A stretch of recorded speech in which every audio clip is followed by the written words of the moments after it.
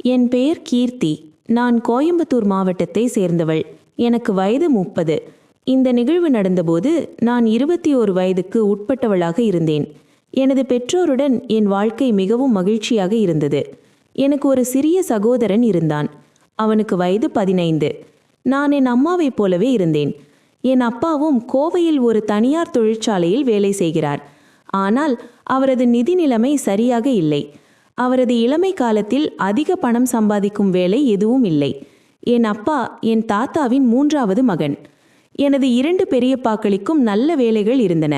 அவர்கள் நல்ல பணம் சம்பாதித்தார்கள். ஆனால் என் அப்பா நீண்ட காலம் தனது தந்தையின் பணத்தில் ஆடம்பரமாக வாழ்ந்தார். அவருக்கு பயணம் செய்யும் பழக்கம் அதிகமாக இருந்தது. என் அப்பாவின் வாழ்க்கையில் ஒரு காலகட்டத்தில் அவருக்கு ஒரு பெண்ணின் மீது காதல் ஏற்பட்டது. அந்த பெண் வேறு யாரும் இல்லை, என் அம்மாதான்.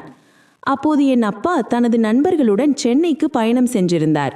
அவர்கள் 1 வாரம் சென்னையில் தங்கியிருந்தார்கள். அங்கே என் அம்மாவை சந்தித்தார். அவர் சென்னையை சேர்ந்தவர். என் அம்மாவுக்கு 3 சகோதரிகள் இருந்தனர். அவர் அங்கு தனது பெற்றோருடன் அவர்களின் வாழ்க்கை நன்றாக இருந்தது. என் அம்மாவும் என் அப்பாவை விரும்பினார். என் அம்மா மிகவும் அழகாக இருந்தார். அவரது அழகுக்கு ஈவு ஏதும் இல்லை. ஆனால் அவருக்கு தன் அழகில் எந்த அகம்பாவமும் இல்லை. ஏனென்றால் அவர் வாழ்ந்த இடத்தில் அழகான வெளிர் நிறத்தினர் மற்றும் சிவப்பு நிற முகங்களுடையவர்களே இருந்தனர். முதல் பார்வையிலேயே இருவருக்கும் ஒருவர் மீது ஒருவர் காதல் ஏற்பட்டது. அந்த 1 வாரம் என் அப்பாவின் வாழ்க்கையின் மிக அழகான காலம். பிறகு அவர் வீட்டுக்கு திரும்ப வேண்டிய நேரம் வந்தபோது என் அம்மா அவரிடம், நானும் உன்னுடன் வர விரும்புகிறேன். நான் உன்னை திருமணம் செய்து கொள்ள விரும்புகிறேன். நீ என் இதயத்தை கவர்ந்து விட்டாய் என்றார் என் அப்பா. என் அம்மாவின் பெற்றோருடன் சண்டையிட்டு அவர்களை தன் வீட்டிற்கு அழைத்து வந்தார். இதற்கிடையில் என் அம்மாவின் பெற்றோர் அவர்களுடன் எல்லா உறவுகளையும் துண்டித்து விட்டார்கள். ஏனென்றால் அவள் பிடிவாதமாக இருந்தாள். அவள் திருமணம் செய்து கொள்ள வேண்டுமென்றால் என் அப்பாவுடன் மட்டுமே செய்து கொள்ள வேண்டும் என்றிருந்தாள். என் அப்பா என் அம்மாவை வீட்டிற்கு அழைத்து வந்தார். ஆனால் வீட்டில் ஒரு புதிய பிரச்சனை அவர்களுக்காக காத்திருப்பதை அவர் அறியவில்லை. என் தாத்தா மிகவும் நல்ல மனிதர். எங்கள் ஊர் மக்கள் அனைவரும் அவரை மதித்தனர். அவர் மரியாதைக்குரியவர். ஆனால் காதல் திருமணத்தை எதிர்த்தவர். யாராவது காதலித்து திருமணம் செய்து கொண்டால் அவர் அதை ஏற்றுக்கொள்ள மாட்டார். ஆனால் அவர் காதல் திருமணம் செய்தவர்களை மணத்தாவிட்டாலும் அவர்கள் மகிழ்ச்சியாக வாழ வேண்டும் என்று ஆலோசனை கூறுவார். ஆனால் தனது சொந்த மகன் இதை செய்யும்போது அவருக்கு மிகவும் கோபம் வந்தது. அவருக்கு தெரியாது அவரது மகன் சென்னையிலிருந்து ஒரு பெண்ணை அழைத்து கொண்டு வருவான் என்று. என் அம்மாவும் அப்பாவும் திரும்பி வந்ததும் நீதிமன்றத்தின் மூலம் திருமணம் செய்து கொண்டார்கள். ஏனென்றால் என் அம்மா தனது அனைத்து ஆவணங்களையும் கொண்டு வந்திருந்தார். பிறகு என் அப்பா அவரை தன் மனைவியாக வீட்டுக்கு அழைத்து வந்தார். வீட்டிலுள்ள அனைவரும் அவர்களை ஒன்றாக பார்த்து பயந்து போனார்கள். என் அப்பா முழு விவரத்தையும் சொன்னபோது என் தாத்தாவுக்கு கோபம் பொங்கி வந்தது. ஆனால் இப்போது எதுவும் செய்ய முடியாது. என் அம்மா சென்னையிலிருந்து இங்கேயே வந்துவிட்டார். இனி திரும்பி போக மாட்டார். அவர்கள் இருவரும் திருமண பந்தத்தில் பிணைக்கப்பட்டு விட்டார்கள். தாத்தா மிகவும் கஷ்டப்பட்டு தன்னை கட்டுப்படுத்தி கொண்டார். ஏனென்றால் அவர் முன்னால் அவரது மகனும் மருமகளும் நின்றார்கள். என் பாட்டி மற்றும் 2 பெரியப்பாக்களும் அவரை தேற்றினார்கள். இப்போது கோபப்படுவதால் பலனில்லை. விஷயம் இதுவரை வளர்ந்துவிட்டது. இவர்களை அவர்களின் வாழ்க்கையில் விட்டுவிட வேண்டும் என்றார்கள். என் அம்மா மிகவும் அழகாக இருந்ததால் என் பாட்டியின் மனம் அவர் மீது திரும்பியது. பாட்டி அவரது அழகில் மிகவும் ஈர்க்கப்பட்டார். அவர் இவ்வளவு அழகான பெண்ணை தன் வாழ்நாளில் முதன்முறையாக பார்ப்பதாக தோன்றியது. பாட்டி மனதார தன் மருமகளை ஏற்றுக்கொண்டார். தாத்தாவும் ஏற்றுக்கொண்டார். ஆனால் அவர் மனதில் கோபம் மட்டுமே மறையவில்லை. என் அப்பா அவர்களிடம் மன்னிப்பு கேட்டார். நாட்கள் இப்படியே கடந்தன. என் 2 பெரியப்பாக்களும் ஏற்கனவே வேலையில் இருந்ததால் அவர் தங்கள் குடும்பத்தை தாங்களே பராமரித்தனர். ஆனால் என் அப்பா ஒருபோதும் கடினமாக உழைக்காதவர். திருமணத்திற்கு பிறகு தாத்தா அவரை எச்சரித்தார். நான் உன்னை வாழ வைத்தேன். ஆனால் இனி உன் குடும்பத்தை நீயே பார்த்து கொள்ள வேண்டும். உன் மனைவியின் செலவு, எதிர்காலத்தில் வரும் குழந்தைகளின் செலவு, இவை அனைத்தையும் நீயே ஏற்க வேண்டும். நான் இதுவரைதான் உதவ முடிந்தது என்றார். இதை கேட்டு என் அப்பா மிகவும் பயந்து போனார். திருமணத்திற்கு பிறகு எவ்வளவு பொறுப்புகள் வரும் என்பது இப்போதுதான் அவருக்கு புரிந்தது.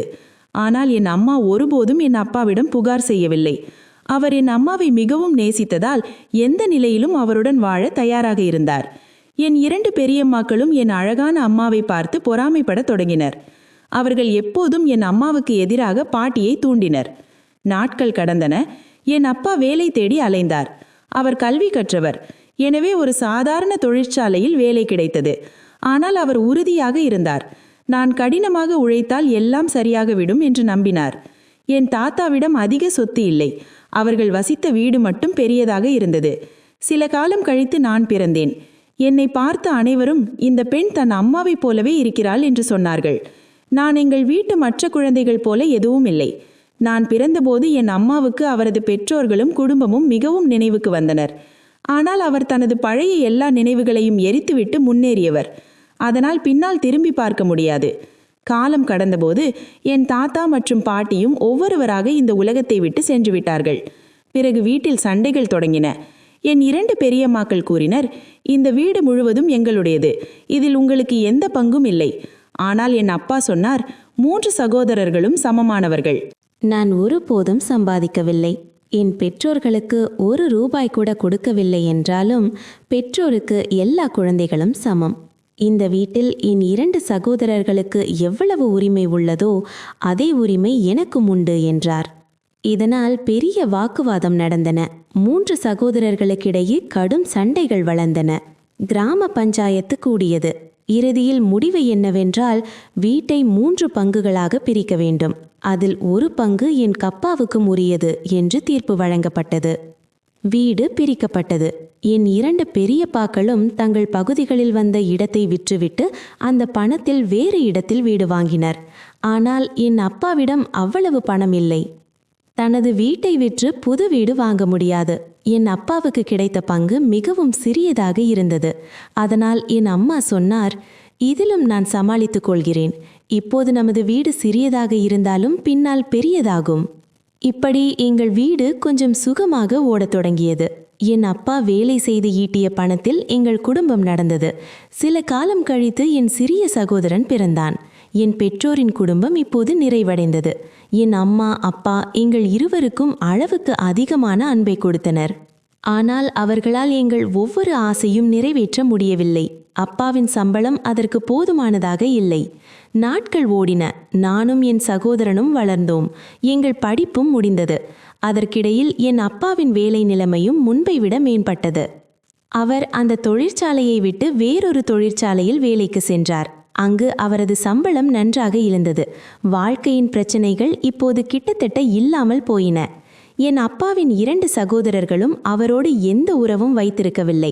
எங்கள் சிறிய குடும்பம் தனித்து நின்றது. நான் 21 வயது நிரம்பிய போது சரத் என்பவரை சந்தித்தேன். சரத் என் கோச்சிங் சென்டரில் படித்து கொண்டிருந்தான். அவன் என்னை முதல் பார்வையிலேயே விரும்பிவிட்டான். ஆனால் சரத்தின் விஷயம் விசித்திரமாக இருந்தது. அவன் ஒரு நல்ல, நேர்மையான, புத்திசாலியான பையன். அவன் என்னை ஒருபோதும் தொந்தரவு செய்யவில்லை. அவனது காதலை வெளிப்படுத்தியதும் இல்லை. அவன் என் நண்பனாக மாறினான். இந்த நட்பின் மூலம் நான் அவனை விரும்பத் தொடங்கினேன். அவனும் என்னை விரும்பினான். பிறகு எங்கள் காதல் தொடங்கியது. நான் மிகவும் அழகாக மூழ்கியிருந்தேன். இந்த உலகம் எனக்கு அழகாக தோன்றியது. எப்போதும் சரத் மட்டுமே எனக்கு தெரிந்தான். என் படிப்பு கிட்டத்தட்ட முடிந்த நிலையில் இருந்தது.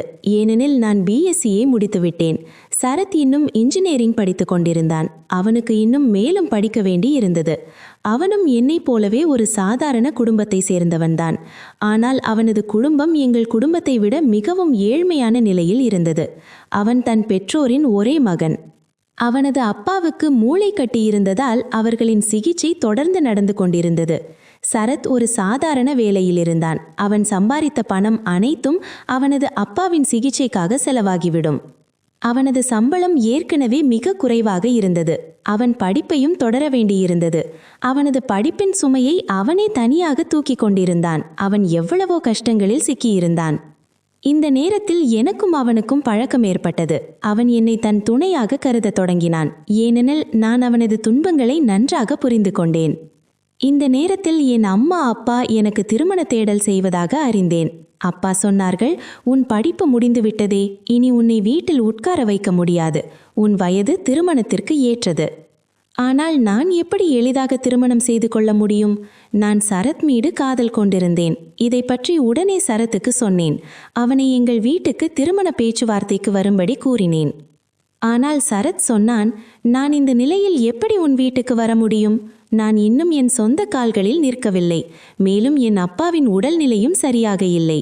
இந்த நிலையில் நான் உன் வீட்டாரிடம் பேசினால் என் குடும்பத்தில் என் மதிப்பு என்ன ஆகும்? நான் சொன்னேன், சரத், நீ ஏதாவது செய்ய வேண்டும், இல்லையென்றால் என் பெற்றோர் என்னை வேறு யாருக்காவது கட்டி கொடுத்து விடுவார்கள். சரத் சொன்னான், எனக்கு 1 வாரம் நேரம் கொடு, நான் என் வீட்டில் பேசுகிறேன். 1 வாரம் கடந்துவிட்டது. இதற்கிடையில் என் அம்மா அப்பா எனக்காக திருமண தேடலில் இருந்தார்கள். அவர்களுக்கு ஒரு சிறந்த திருமண முன்பொழிவு கிடைத்தது. ஒரு பணக்கார குடும்பம் என்னை விரும்பியது. அவர்களுக்கு வரதட்சணை அல்லது எங்கள் குடும்பத்தின் நிதி நிலைமை பற்றி கவலை இல்லை. அவர்களுக்கு தங்கள் மகனுக்கு ஒரு அழகான பெண் தேவைப்பட்டது. என்னை போன்ற அழகான பெண்ணை பார்த்து அவர்கள் தங்கள் வீட்டு மருமகளாக ஏற்க முடிவு செய்தனர். அவர்கள் மிகவும் பணக்காரர்களாக இருந்ததால் அப்பா எனது திருமணத்தை அவர்களுடன் செய்து முடிக்க முடிவு செய்தார். நான் இதை சரத்துக்கு சொன்னபோது அவன் தனியாக என் வீட்டுக்கு வந்து என் அம்மா அப்பாவுடன் பேசினான். இந்த தன்னம்பிக்கை எனக்கு மிகவும் பிடித்திருந்தது. ஏனெனில் அவன் என்னை பிரிந்து இருக்க முடியவில்லை. சரத் என் அப்பாவிடம் பேசி சொன்னான், நான் கீர்த்தியை மிகவும் நேசிக்கிறேன். நான் அவளை திருமணம் செய்து கொள்ள விரும்புகிறேன். அவளும் என்னை மிகவும் நேசிக்கிறாள். அப்பாவுக்கு சரத்தை பிடிக்கவில்லை. அப்பா சரத்திடம் அவனது கல்வி, மாத வருமானம் மற்றும் குடும்பத்தை பற்றி கேட்டார். சரத் தனது அனைத்து விவரங்களையும் உண்மையாக சொன்னான். ஒரு பொய் கூட சொல்லவில்லை. அப்பா சரத்திடம், நாங்கள் யோசித்து உனக்கு பதில் சொல்கிறோம் என்று கூறினார். சரத் எங்கள் பெற்றோர் ஒப்புக்கொள்வார்கள் என்று நம்பியிருந்தான். அவன் எங்கள் வீட்டை விட்டு சென்றான். ஆனால் அவன் சென்ற பிறகு அம்மா அப்பா என்னை கடுமையாக கண்டித்தனர். அப்பா உணர்ச்சி வசப்பட்டு, நீ எங்கள் நம்பிக்கையை முறித்து விட்டாய், எங்களுக்கு எதிராக மிகவும் தவறு செய்து விட்டாய். இந்த பையனில் உனக்கு என்ன கிடைத்தது? அவன் தோற்றத்தில் சாதாரணம், குடும்பம் சரியில்லை, சம்பளமும் நன்றாக இல்லை. அவனில் என்ன தகுதி இருக்கிறது? உன்னை போன்ற அழகான பெண்ணுக்கு அவன் தகுதியானவனே இல்லை என்று கூறினார். அம்மா கூறினார், எங்களுக்கு இந்த பையன் பிடிக்கவில்லை, நாங்கள் உன்னை மற்றவனுடன் தான் திருமணம் செய்து வைக்கிறோம் என்றார். ஆனால் நான் பிடிவாதமாக இருந்தேன். நான் சரத்துடனே தான் திருமணம் செய்து கொள்வேன் என்று கத்தினேன். ஆனால் என் பெற்றோரும் பிடிவாதமாக இருந்தனர். எப்படியாவது நாங்கள் சொல்வது போலதான் உன் திருமணம் நடக்கும் என்று கூறினர். என் மொபைல் பறிக்கப்பட்டது. என்னை வீட்டில் அடைத்து வைத்தார்கள். என் விருப்பத்திற்கு எதிராக கட்டாய திருமணம் ஏற்பாடு செய்யப்பட்டது. வெளியே போகவும் அனுமதிக்கப்படவில்லை. அம்மா என்னை மிரட்டினார். நீ சரத்துடன் திருமணம் செய்து கொண்டால் எங்கள் பிணத்தை தான் பார்க்க வேண்டியிருக்கும். என் பெற்றோரின் இந்த நடத்தை எனக்கு மிகவும் பிடிக்கவில்லை. என்னை அறையில் அடைத்து வைத்தனர். என் தம்பி கூட, அக்கா, அம்மா அப்பா சொல்வதை கேள், இந்த பையனை மறுத்துவிடு என்று சொன்னான். ஆனால் நான் என் இதயத்திலிருந்து அவனை எப்படி நீக்க முடியும்? சரத் மீண்டும் என் பெற்றோரிடம் பதில் கேட்க வந்தான். என்னுடைய நிலை அவனுக்கு தெரியாது. ஆனால் அவனுடன் மோசமாக நடந்து கொள்ளப்பட்டது. அப்பா அவனை திட்டி விரட்டினார். அவன் போக மறுத்தான். பிறகு அப்பா ஒரு பொய் சொன்னார். கீர்த்தி உன்னை திருமணம் செய்து கொள்ள விரும்பவில்லை என்றார். ஆனால் சரத் அதை நம்ப மறுத்தான். அப்பா அவனை வெளியில் நிற்கச் சொல்லி உள்ளே வந்து என்னிடம் கூறினார். கீர்த்தி, அந்த பையன் வெளியே நிற்கிறான். நான் சொல்வதுபடி நான் உன்னை திருமணம் செய்து கொள்ள விரும்பவில்லை என்று சொல். இல்லையென்றால் நானும் உன் அம்மாவும் இன்று தூக்கில் தொங்கி உயிர் விடுவோம் என்று மிரட்டினார். நான் கேட்டேன், நீங்கள் ஏன் இப்படி செய்கிறீர்கள்? உங்கள் இருவருக்கும் கூட லவ் மேரேஜ் தானே? அம்மா பதிலளித்தார். ஆமாம், எங்களுக்கு லவ் மேரேஜ் தான். ஆனால் நாங்கள் எத்தனை கஷ்டங்களை சந்தித்தோம். அந்த துன்பங்களை எல்லாம் தாண்டிய பிறகுதான் எங்கள் வாழ்க்கை சுலபமானது. நீயும் அந்த கஷ்டங்களை சந்திக்க வேண்டும் என்று நாங்கள் விரும்பவில்லை. நாங்கள் உன் நன்மைக்காகவே இதை சொல்கிறோம். அந்த பையனின் தகுதி என்ன? உனக்கு ஏற்பாடு செய்திருக்கும் வீட்டு பையன் உன்னை கண்களில் வைத்து பாதுகாப்பான். ஆனால் இந்த பையன் உனக்கு வாழ்நாள் முழுவதும் மகிழ்ச்சி தர முடியாது. உன் அப்பா எனக்கு மகிழ்ச்சி கொடுக்க எத்தனை போராட்டங்களை சந்தித்தார்? அனைவரும் அப்படி போராட முடியாது. சிலர் பாதியில் தளர்ந்து விடுகிறார்கள். அப்போது காதல் மட்டும் என்ன செய்யும்? காதலால் வயிறு நிரம்ப அது காதலுடன் பணமும் இருக்க வேண்டும். இந்த பையனிடம் அதுவும் இல்லை. அப்பா கண்டிப்பாக கூறினார், எங்கள் வார்த்தையை கேள், போய் அவனிடம் எல்லா தொடர்புகளையும் துண்டித்துவிடு. உன்னிடம் எதுவும் இல்லை, அதனால் நான் உன்னை திருமணம் செய்து கொள்ள முடியாதே என்று சொல் என்றார்கள். அம்மா அப்பா என்னை மிகவும் அழுத்தினார்கள். நான் உடைந்து போனேன்.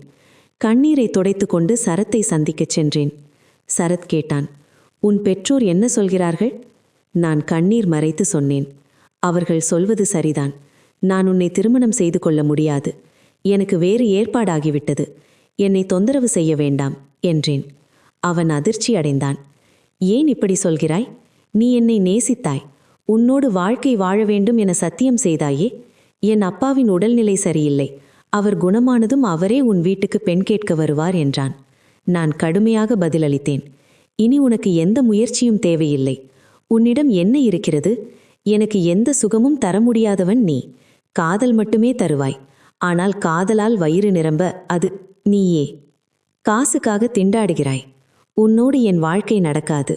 கைகூப்பி வேண்டினேன், தயவு செய்து இங்கிருந்து போ என்று. இவை அனைத்தையும் சொல்ல எனக்கு மிகவும் கஷ்டமாக இருந்தது. அந்த பாவி அழுதான். உனக்கு இவ்வளவு அகம்பாவமா? பணத்தின் பேராசை உன்னை கெடுத்துவிட்டது. பணம் மட்டுமே எல்லாம் இல்லை, வாழ்க்கையில் காதல் முக்கியம் என்றான். இந்த வார்த்தைகள் என் பெற்றோரை கோபப்படுத்தியது. அப்பா அவனை தள்ளி வெளியே துரத்தினார். நான் மௌனமாக நின்று அவன் போகும் வரை பார்த்து கொண்டிருந்தேன். அறைக்குள் சென்று மௌனமாக அழுதேன். நான் சரத்தின் கண்களில் தவறாக பட்டுவிட்டேன். ஆனால் நான் எந்த சூழ்நிலையில் இருந்தேன் என்பது அவனுக்கு தெரியாது. நாட்கள் ஓடின. எனது திருமணம் நிகில் என்ற பையனுடன் நிச்சயிக்கப்பட்டது. சரத்துடன் நடந்தவை அனைத்தும் என் பெற்றோரின் காரணமாக நான் என்னை ஒருபோதும் மன்னிக்க மாட்டேன் என்று முடிவு செய்தேன். அவர்களை மீண்டும் பார்க்கவும் மாட்டேன். என் திருமண ஏற்பாடுகள் தொடங்கின. இறுதியாக என் திருமண நாளும் வந்துவிட்டது. பெற்றோர்களின் விருப்பப்படி நான் இந்த திருமணத்தை செய்து கொண்டேன். ஆனால் நான் ஒரு கல்லை போல மாறிவிட்டேன். எனக்கு எந்த துக்கமும் இல்லை, எந்த மகிழ்ச்சியும் இல்லை. சரத் மீண்டும் ஒருபோதும் என்னை தொடர்பு கொள்ள முயற்சிக்கவில்லை. அவன் எப்படி தொடர்பு கொள்வான்? என்னிடம் மொபைல் இல்லை. வீட்டை விட்டு வெளியேறவும் அனுமதிக்கப்படவில்லை. அவன் திரும்பி என் வீட்டுக்கு வரவில்லை. அதன் பிறகு நான் அவனை மீண்டும் பார்க்கவே இல்லை. நேரம் கடந்து நான் அவனை மறக்க வேண்டிய கட்டாயம் ஏற்பட்டது. திருமண நேரமெல்லாம் முடிந்தன. விடைபெறும் நேரம் வந்தது. விடைபெறும்போது என் அப்பா, அம்மா மற்றும் தம்பி என்னை கட்டி அணைத்து அழுதார்கள். ஆனால் என் கண்களில் ஒரு துளி கண்ணீர் கூட வரவில்லை. அவர்கள் எனக்கு எப்போதும் மகிழ்ச்சியாக இருக்க ஆசீர்வாதம் கொடுத்தார்கள்.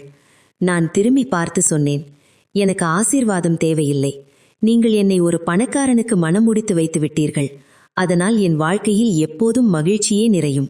நான் இனிமேல் ஒருபோதும் உங்களை நோக்கி திரும்பி வரமாட்டேன். உங்களோடு எல்லா உறவுகளையும் துண்டித்து விட்டேன் என்றேன். இதை கேட்ட என் பெற்றோர் அழுதார்கள். மகளே, இதெல்லாம் உன் நன்மைக்காகத்தான் என்று. ஆனால் எனக்கு அப்படி ஒரு நன்மை தேவையில்லை. அது என்னை மகிழ்ச்சியாக்கவில்லை. திருமணத்திற்கு பிறகு நான் என் வீட்டுக்குச் சென்றேன். எல்லாம் சரியாக இருந்தது. என் புது வாழ்க்கை தொடங்கியது. நிகில் என்னை எல்லா வகையிலும் மகிழ்ச்சியாக வைக்க முயற்சித்தான். ஆனால் என் முகத்தில் மகிழ்ச்சி என்பதே இல்லை. நான் என்னை தேற்றிக் கொண்டேன். இனிமேல் இதுதான் என் வீடு. இவன்தான் என் கணவன். நிகில் ஒரு நல்ல கணவனாக இருந்தான். அவனுடைய நடத்தை என்னிடம் மிகவும் நன்றாக இருந்தது. ஆனால் அவன் தாயின் நடத்தை எனக்கு பிடிக்கவில்லை. அவள் என்னிடம் பேசுவதை வெறுத்தாள். திருமணத்திற்கு பிறகுதான் நிக்கிலின் அம்மா உண்மையில் அவனது சொந்த அம்மா அல்ல, மாற்றான் தாய் என்பது தெரிய வந்தது. அவள் ஏனோ என் மீது பழிவாங்க முயன்றாள். ஒருவேளை அவளுக்கு வீட்டில் என் இருப்பு பிடிக்கவில்லை போல. நிகிலின் அப்பா பெரும்பாலும் அலுவலகத்தில் இருப்பார். வீட்டில் நானும் என் மாமியாரும் மட்டுமே இருப்போம். சில காலம் கழித்து நான் அம்மா ஆனேன். ஒரு மகனை பெற்றெடுத்தேன். இந்த மகிழ்ச்சியில் என் பெற்றோர்களும் கலந்து கொள்ள வந்தனர். ஆனால் நான் அவர்களை எச்சரித்து விட்டேன், இனிமேல் என் வாழ்க்கையில் அல்லது என் வீட்டில் தலையிட முயற்சிக்காதீர்கள் என்று. அவர்களுக்கு தெரியும், அவர்களுடைய மகள் அவர்கள் மீது கோபப்பட்டு உள்ளாள். ஆனால் அவர்களின் எண்ணம் இப்போது உன் கோபத்தை மறைத்து விட வேண்டும். நீ நன்றாக இருக்கிறாய். ஆனால் நான் அவர்களை திரும்பி பார்க்கவில்லை. நான் நன்றாக இருந்தாலும் மகிழ்ச்சியாக இல்லை. நான் வெறும் முறைசாரா உறவுக்காகவும் வாழ்க்கையை கடத்துவதற்காகவும் நிகிலின் மனைவியாக இருந்தேன். என் மகன் வந்த பிறகு வாழ்க்கை சற்று ஒளி பெற்றது. நான் என் திருமண வாழ்க்கையை ஏற்றுக்கொண்டேன். ஆனால் என் மாமியாரின் நடத்தை இன்னும் சரியாக இல்லை. அவள் என் கணவன் மற்றும் மாமனாரின் பின்னால் என்னை பற்றி குறை சொல்லிக் கொண்டே இருப்பாள். சில வருடங்கள் கழிந்தது. நான் ஒரு பெண் குழந்தையை பெற்றுக் கொடுத்தேன். என் கணவர் எங்கள் குழந்தைகளுடன் மிகவும் மகிழ்ச்சியாக இருந்தார். நானும் சிறிது மகிழ்ச்சியாக வாழத் தொடங்கினேன். ஆனால் என் மகிழ்ச்சி நீடிக்கவில்லை. என் கணவருடன் ஒரு பயங்கரமான விபத்து நடந்தது. அந்த விபத்தில் அவர் உயிரிழந்தார். இந்த செய்தியை கேட்டதும் நான் உறைந்து விட்டேன். என்னிடம் சிறிய குழந்தைகள் இருந்தன. என் குழந்தைகள் அனாதையாகிவிட்டனர் என்ற எண்ணம் என்னை வாட்டியது. என் கணவர் என்னையும் குழந்தைகளையும் விட்டுவிட்டு போய்விட்டார். இதை என்னால் தாங்க முடியவில்லை. நாங்கள் வாழ்ந்த அந்த 5 ஆண்டுகளில் அவர் எனக்கு ஒரு சிறிய துன்பமும் கொடுக்கவில்லை. ஆனால் அவர் இறந்த பிறகு அவரது தாயின் நடத்தை என்னிடம் மேலும் மோசமாகியது. அவரது மாற்றான் தாய் தன் கணவன் மற்றும் மகனின் சொத்துக்கள் அனைத்தையும் தானே கைப்பற்ற விரும்பினாள். அவள் புரிந்து கொண்டாள், இனி நிகிலின் குழந்தைகளுக்கே இந்த சொத்தெல்லாம் போகும். எனவே அவள் தந்திரமாக என்னை வீட்டிலிருந்து வெளியே தள்ளினாள். என்னுடன் மிக மோசமாக நடந்து கொண்டாள். என் மாமனார் என்னை நன்றாக நினைத்தாலும் என் மாமியார் என் கணவர் இறந்த பிறகு என் மீது திருட்டு பழியை சுமத்தினாள். அவள் என் மாமனாரிடம் தெளிவாக சொன்னாள், நிகில் இப்போது இல்லை. இனி இந்த பெண்ணுக்கு இந்த வீட்டில் எந்த வேலையும் இல்லை. இவளுடைய குழந்தைகளும் நமக்கு தேவையில்லை. இவள் இங்கு இருக்க முடியாது என்றால் என் மாமனாரின் மனதிலும் என் மாமியார் வெறுப்பை நிரப்பிவிட்டாள். இப்படியாக நான் அந்த வீட்டிலிருந்து வெளியேற்றப்பட்டேன். தெருவில் என் குழந்தைகளுடன் அலைந்து திரிந்தேன். என்ன செய்வது, எங்கு போவது என்று புரியவில்லை. என் பெற்றோர் வீட்டுக்கும் போக முடியாது. நான் மிகவும் இருமாப்பு நிறைந்தவளாகிவிட்டேன். நேரத்தையும் சூழ்நிலைகளையும் எதிர்கொள்ள கற்றுக்கொண்டேன். என் வீட்டார் நான் மகிழ்ச்சியாக வாழ்வேன் என்று எவ்வளவு முயற்சி செய்தார்களோ அந்த அளவுக்கு என் விதி கெட்டுவிட்டது. இப்போது நான் என் குழந்தைகளுடன் தெரு தெருவாக அடிபட்டு கொண்டிருந்தேன். என் குழந்தைகள் பசியால் அழுதனர். நான் ஒரு சாலையோரம் அவர்களுடன் அமர்ந்திருந்தேன். பின்னர் எனக்கு எனது ஒரு நண்பரின் வீடு நினைவுக்கு வந்தது. நான் என் குழந்தைகளுடன் அங்கு சென்றேன். அவள் எனது கல்லூரி தோழி. நீண்ட காலத்திற்கு பிறகு அவளை சந்திக்கப் போகிறேன். அவள் எனக்கு உதவுவாளா என்று யோசித்தேன். நான் அவள் வீட்டுக்கு சென்றதும் அவள் என்னை உடனே அடையாளம் கண்டு கொண்டாள். அவள் வீட்டில் அவளது குடும்பத்தினரும் இருந்தனர். அனைவரும் தங்கள் வேலைகளில் முனைப்பாக இருந்தனர். அவள் என்னையும் என் குழந்தைகளையும் அழைத்து அவளது அறைக்குள் சென்றாள். அவள் என்னை பார்த்து கவலைப்பட்டாள். என்ன நடந்தது? நீ எப்படி இங்கு வந்தாய்? நான் கதறினேன். நான் மிகவும் கஷ்டத்தில் இருக்கிறேன். என் குழந்தைகள் நேற்று முதல் பட்டினி. தெருவில்தான் காலம் கழிக்கிறோம். உன் உதவி தேவை. வசிக்க இடமும் வேலை தேடவும் உதவும் என்று கெஞ்சினேன். அவள் இதை கேட்டவுடன் என் குழந்தைகளுக்கு உணவு வாங்கி கொடுத்தாள். என் 2 குழந்தைகளும் வயிறு நிரம்ப சாப்பிட்டன. அவள் சொன்னாள், வேலை விஷயமாக நான் உனக்காக பேச முயற்சி செய்கிறேன். ஆனால் இப்போது எந்த பதவியும் காலியாக இல்லை.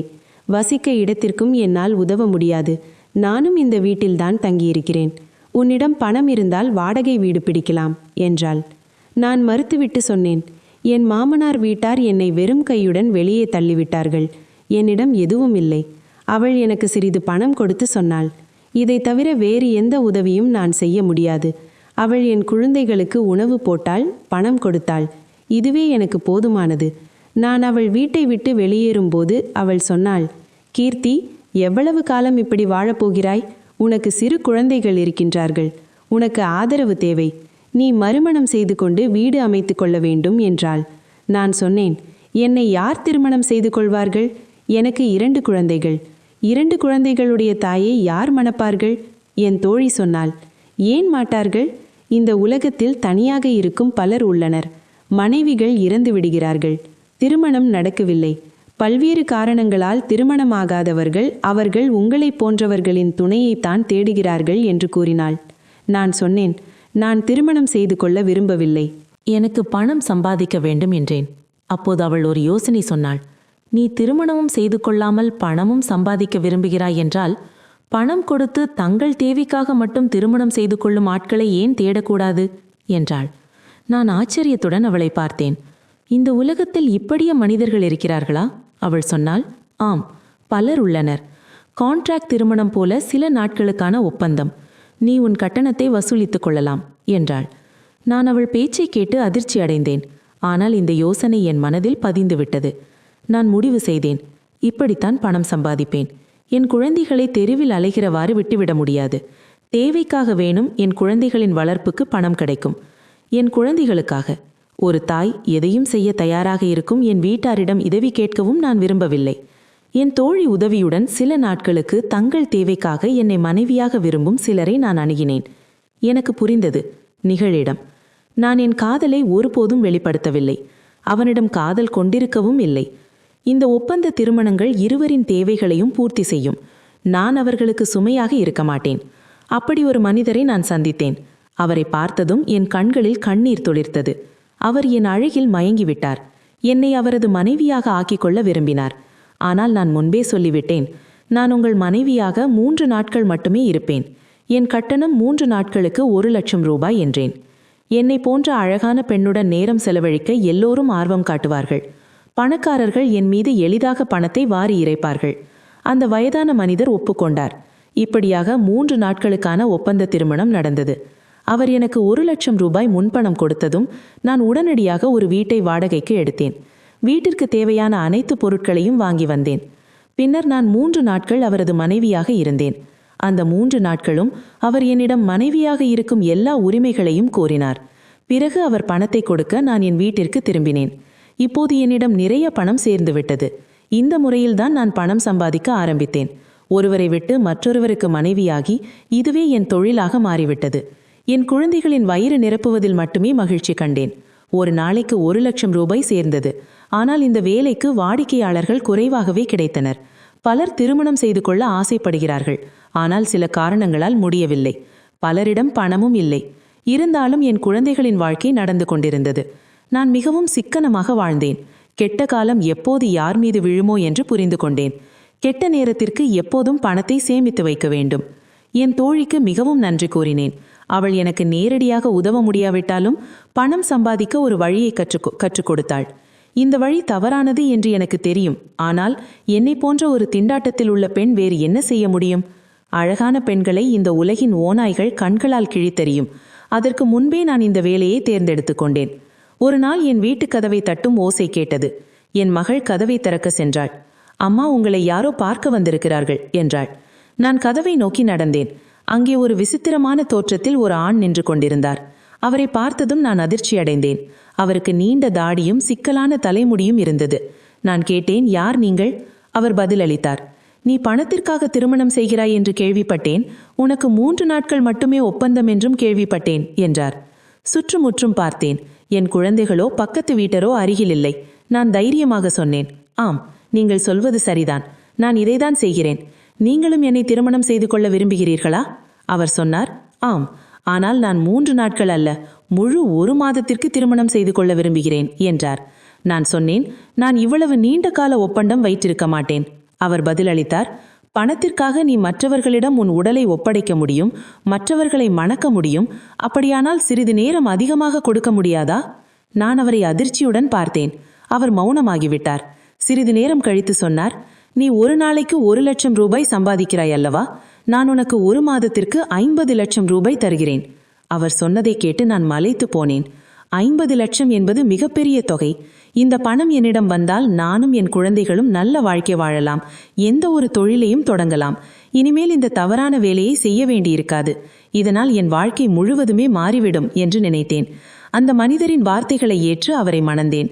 அவர் என்னையும் என் குழந்தைகளையும் தனது வீட்டுக்கு அழைத்துச் சென்றார். ஆனால் அவர் என்னை மணந்த நோக்கத்திற்காக என்னை ஒருபோதும் தொடவே இல்லை. அவர் எங்களை வீட்டில் வைத்து கொண்டார். நாங்கள் நிறைய சாப்பிடுவோம். எங்களுக்கு தேவையான அனைத்தும் கிடைத்தன. என் குழந்தைகளுடன் கூட மிகவும் நன்றாக நடந்து கொண்டார். அவர் பெரும்பாலும் வீட்டில் இருக்க மாட்டார். அவரது வீடு மிக பெரியது.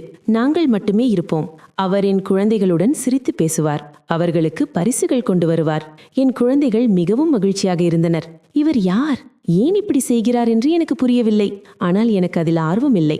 அவரது நடத்தை விசித்திரமாக இருந்தது. நான் அந்த வீட்டில் சில நாட்களுக்கு விருந்தாளி மட்டுமே. எனக்கு அவரது பணம் மட்டுமே முக்கியம். அவர் சொல்வதைப் போல நடந்து கொண்டேன். அவர் என்னை அணுக விரும்பினால் நான் தடுக்க முடியாது. ஆனால் அவர் என்னை அணுகவில்லை. மெதுவாக 1 மாதம் கடந்துவிட்டது. இப்போது நான் வீட்டை விட்டு வெளியேற வேண்டிய நேரம் வந்துவிட்டது. அவரிடமிருந்து எனது பணத்தை வாங்கி இந்த உறவை முடிக்க வேண்டும். அன்று அவர் வீட்டில் இல்லை. இன்னும் அவரது பெயர் கூட எனக்கு தெரியாது. இரவு நேரத்தில் அவர் வீடு திரும்பிய போது நான் சொன்னேன், எனக்கு என் பணத்தை கொடுத்து விடுங்கள். இந்த உறவை முடித்து விடுங்கள். என் நேரம் முடிந்து விட்டது என்றேன். அவர் சொன்னார், நான் உன்னை விடமாட்டேன். உனக்கு எந்த பணமும் கிடைக்காது. நான் கேட்டேன், இது என்ன பித்தலாட்டம்? நீங்கள் சொன்னீர்கள் 1 மாதத்திற்கு என்னை மணப்பீர்கள், 50 லட்சம் ரூபாய் தருவீர்கள் என்று. இது சரியல்ல. அவர் மெதுவாக என்னை நெருங்கினார். என் தோள்களை பிடித்து அசைத்தார். கடுமையாக சொன்னார், நீ எனக்கு செய்ததை நினைவில் கொள். நான் வியப்புடன் அவரை பார்த்தேன். அவர் தனது போலி தாடி மீசையை எடுக்க ஆரம்பித்தார். பிறகு அவரது உண்மையான தோற்றம் வெளியாயிற்று. அவரை பார்த்ததும் என் கண்கள் பிதுங்கின. இந்த மனிதர் யாரும் இல்லை, என் முன்னாள் காதலன் சரத். அவர் கடுமையாக சொன்னார், என்னை அடையாளம் கண்டு கொள்ளாமல் எப்படி தவறு செய்தாய்? நான் உன்னை முதல் பார்வையிலேயே அடையாளம் கண்டு கொண்டேன். 5 வருடங்களுக்கு பிறகும் நீ மாறவில்லை. ஆனால் நேரமும் சூழ்நிலைகளும் என்னை மாற்றிவிட்டன. நான் மாறியதெல்லாம் உன்னால்தான். பணத்தின் பேராசையால் என்னை கைவிட்டாய். இன்று பார், விதி உன்னை எந்த நிலைக்கு தள்ளிவிட்டது? இதை சொல்லி அவர் உரக்க சிரித்தார். நல்ல வேளை, உன்னை போன்ற குணமில்லாத பெண்ணை நான் மணக்கவில்லை. பணத்தின் பேராசையால் கண்ணிழந்து மனிதர்களுடன் திருமணம் செய்து கொள்கிறாய். 3 நாள் ஒப்பந்தமா என அவர் ஒரு பைத்தியம் போல் தோன்றினார். நான் கோபத்தில் கொதித்தேன். அவர் முகத்தில் ஒரு அறை விட்டு கத்தினேன். என் குணத்தை கேள்வி கேட்கிறாயா? இதை நான் தாங்க மாட்டேன். இது என் கடைசி வழி என்றேன். அவர் கிண்டலாக சொன்னார், அப்படியா? அந்த பணம் எங்கே போயிற்று? அதற்காக என்னை கைவிட்டாயே. உன் பணக்கார கனவின் எங்கே? உன் பெற்றோர் உன்னை மனமுடித்து வைத்தவர்கள்தானே. அவரால் உனக்கு எல்லா மகிழ்ச்சியையும் தர முடிந்ததா? இப்போது என்ன ஆனது? உன் காதல் பொய்யாகிவிட்டதா? நீதான் போய் எப்போதும் இப்படித்தான் இருப்பாய் என்றார். இன்று என்னை பார். உன் அவமானம் என்னை மாற்றிவிட்டது. நீ என்னை கைவிட்டாய். நான் வீடு திரும்பிய போது என் அப்பா இறந்து விட்டார். அதிர்ச்சியில் இருந்தேன். சிறிது காலத்தில் அம்மாவும் இறந்து விட்டார். நான் முற்றிலும் தனியாக விட்டேன். என் வீட்டை விற்று படிப்பை முடிக்க லண்டன் சென்றேன். அங்கு புது வாழ்வை கட்டினேன். என்னை மாற்றிக்கொண்டேன். இன்று நான் வெற்றிகரமான தொழிலதிபர். சில நாட்களுக்கு இங்கு வந்திருந்தேன். நீ இப்படி வேலை செய்வதை அறிந்தேன். பழிவாங்க நினைத்தேன். ஆனால் இப்போது உன் நிலைமை என்ன? உனக்கு எந்த மதிப்பும் இல்லை. நான் கண்ணீர் மல்க சொன்னேன். நீ தொழிலதிபனாக மாறியது நல்லது. ஆனால் இன்று நீ அதே மனிதன்தான். என் காதலை ஒருபோதும் புரிந்து கொள்ளவில்லை. அவர் குறுக்கிட்டார். நீ என்னை காதலித்ததே இல்லை கீர்த்தி. காதலித்திருந்தால் அன்று உன் அப்பாவிடம் என்னை அவமானப்படுத்தி வீட்டை விட்டு துரத்தி இருக்க மாட்டாய். நான் விளக்கினேன். நீ தவறாக புரிந்து கொள்கிறாய். இவர்கள் என் குழந்தைகள். என் வீட்டார் கட்டாயமாக என்னை திருமணம் செய்து வைத்தனர். நான் கட்டாயப்பட்டு இந்த வேலையை செய்கிறேன். மனிதர்களை மணந்து பணம் சம்பாதிப்பது எனக்கு விருப்பமில்லை. நான் அழகாக இருப்பதை அறிவேன். ஆனால் இந்த சமூகம் என் அழகை கிழித்தெறியும். என் குணத்தை கேள்வி கேட்கும். என் குழந்தைகளை பட்டினியாக்கும். இறந்தும் நான் அவதூறை தேர்ந்தெடுத்தேன். எனினும் மக்களுடன் திருமணம் செய்து கொள்வதே எனது கடைசி வழியாக இருந்தது. ஏனென்றால் அதன் மூலம் பணம் கிடைத்தது. என் வீட்டார் என்னை நெகிழ்வுடன் திருமணம் செய்து வைத்ததற்கு காரணம் அவர்கள் லவ் மேரேஜ் செய்து கொண்டு எதிர்கொண்ட சிரமங்களை நான் அனுபவிக்க வேண்டாம் என்பதுதான். அவர்கள் என்னை மிரட்டினார்கள். நீ அவனிடம் போய் நான் உன்னை காதலிக்கவில்லை என்று சொல்ல வேண்டும் என்றார்கள். நான் மறுத்தால் என் அம்மா அப்போ தங்கள் உயிரை மாய்த்து கொள்வார்கள் என்று பயமுறுத்தினார்கள். அவர்களின் மகிழ்ச்சிக்காக நான் உன்னுடன் அந்த நாடகம் செய்தேன். உன்னை அவமானப்படுத்தினேன். என்னையும் அவமானப்படுத்திக் கொண்டேன். நீ அங்கிருந்து சென்று விட்டாய். ஆனால் நெகிழ்வுடன் எவ்வளவு கஷ்டப்பட்டு திருமண வாழ்க்கை நடத்தினேன் என்பது எனக்கு மட்டுமே தெரியும். நான் மகிழ்ச்சியாக இல்லை. ஆனாலும் பொறுத்து கொண்டேன். அவனுடன் எனக்கு குழந்தைகள் பிறந்தன. குழந்தைகளுக்காக நான் என்னை சமாளித்துக் கொண்டேன். ஆனால் காலத்திற்கு வேறு திட்டம் இருந்தது. சில காலம் கழித்து என் கணவர் ஒரு விபத்தில் இறந்துவிட்டார். என் மாமனார் வீட்டார் என்னை வீட்டை விட்டு வெளியே தள்ளினார்கள். நான் குழந்தைகளுடன் தெருக்களில் அலைந்தேன். என் குழந்தைகளுக்கு 2 வேளை உணவு கூட போட யாரும் இல்லை. அதனால்தான் நான் இந்த வேலையை செய்தேன். ஒரு தாய் தன் குழந்தைகளுக்காக எதையும் செய்ய தயாராக இருப்பாள். ஆம், நான் பணத்தை விரும்பினேன். ஆனால் என் குழந்தைகளுக்காக மட்டுமே. உன்னை ஏமாற்றும் அளவுக்கு நான் பணத்தின் பேராசை கொண்டவள் அல்ல. நான் உன்னை இன்னும் காதலிக்கிறேன். என் கண்களில் நீரும் முகத்தில் மனவேதனையும் கண்ட சரத், நீ பொய் சொல்கிறாய். இவையெல்லாம் உண்மையாகவே இருந்தால் உன் பெற்றோரிடம் ஏன் செல்லவில்லை என்று கேட்டார். நான் பதிலளித்தேன். ஏனென்றால் நான் அவர்களுடன் எந்த உறவையும் வைத்திருக்க விரும்பவில்லை. அவர்கள் தங்கள் மகிழ்ச்சிக்காகவும் கௌரவத்திற்காகவும் உன்னை என்னிடமிருந்து பிரித்தனர். நான் நிக்கலை மணந்தேன். அவர்கள் கட்டளையை பின்பற்றினேன். ஆனால் அவர்கள் மீது நான் இன்னும் கோபமாகவே இருக்கிறேன். ஏனென்றால் அவர்கள் என் காதலை அழித்து விட்டார்கள். விடைபெறும் நேரத்திலேயே நான் அவர்களுடன் எல்லா உறவையும் துண்டித்து விட்டேன். பின்னர் என்னை சுற்றியுள்ள சிரமங்களை பற்றி நான் அவர்களை அணுகவே இல்லை. இவ்வாறு சொல்லி நான் விம்மி அழுதேன். என் வார்த்தைகளால் சரத் நம்பிக்கையடைந்தார். அவர் என் முன் கை கூப்பி மன்னிப்பு கேட்டார். கீர்த்தி, நான் உன்னை தவறாக புரிந்து கொண்டேன். நீ விதவையாகவும் கெட்டுப்போன பெண்ணாகவும் இருப்பாய் என்று நினைத்தேன். ஆனால் உன் பின்னால் இத்தகைய வலியுள்ள கதை மறைந்திருப்பது எனக்கு தெரியாது. என்னை மன்னித்துவிடு. நான் உன்னை உண்மையில் வெறுத்தேன். ஆனால் நீ அல்ல, உன்னை இப்படி செய்ய கட்டாயப்படுத்தினார்கள் என்பது எனக்கு தெரியவில்லை. அவர் என் கையை பிடித்துக்கொண்டு அழத் தொடங்கினார். அவர் சொன்னார், இன்று நான் உனக்கு ஒரு வாய்ப்பு தர விரும்புகிறேன்.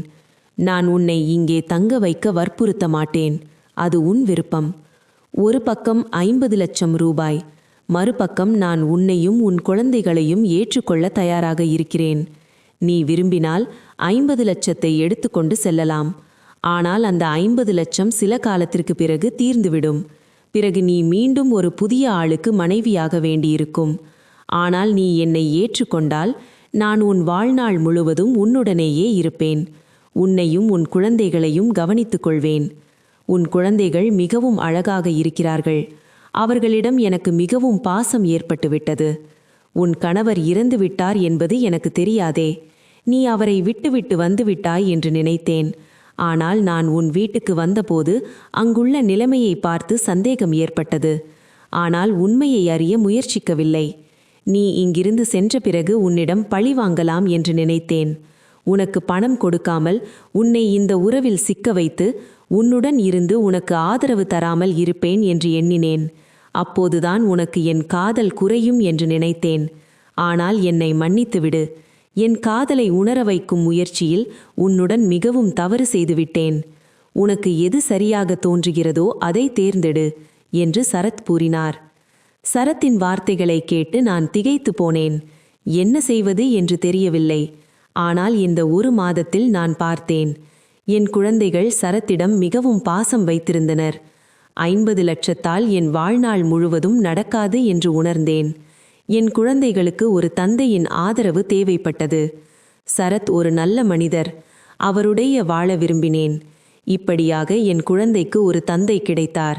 என் வாழ்நாள் முழுவதும் சட்டத்துடன் கழிக்க முடிந்தது. சரத்தை மணந்து கொள்ளும் என் ஆசை நிறைவேறியது. என் விருப்பத்தை சரத்திடம் சொன்னபோது அவர் மிகவும் மகிழ்ச்சி அடைந்தார். நாங்கள் ஏற்கனவே திருமண பந்தத்தில் இருந்தோம். அவர் எனக்கும் என் குழந்தைகளுக்கும் ஆதரவாக நின்றார். இப்படியாக நாங்கள் பழைய விஷயங்களை மறந்து புது வாழ்க்கையை தொடங்கினோம். என் பெற்றோருக்கு இன்னும் தெரியாது. என் பெற்றோர்களின் சிந்தனை முறையை போன்று சிந்திக்கும் மற்ற பெற்றோர்களுக்கு நான் ஒரு கேள்வி கேட்க விரும்புகிறேன். நீங்கள் அனுபவித்த சிரமங்களை உங்கள் பிள்ளைகளும் அனுபவிக்க வேண்டும் என்பது அவசியமல்ல. வாழ்க்கையில் சிரமங்கள் வரும். ஆனால் அனைவரின் சிரமங்களும் வெவ்வேறு வடிவத்தில் இருக்கும். கடின உழைப்பால் மனிதன் எதையும் சாதிக்க முடியும். இத்துடன் இந்த கதை முடிந்தது. கதை பிடித்திருந்தால் லைக் செய்யவும், மறக்காமல் நம் சேனலை சப்ஸ்கிரைப் செய்து கொள்ளவும். நன்றி.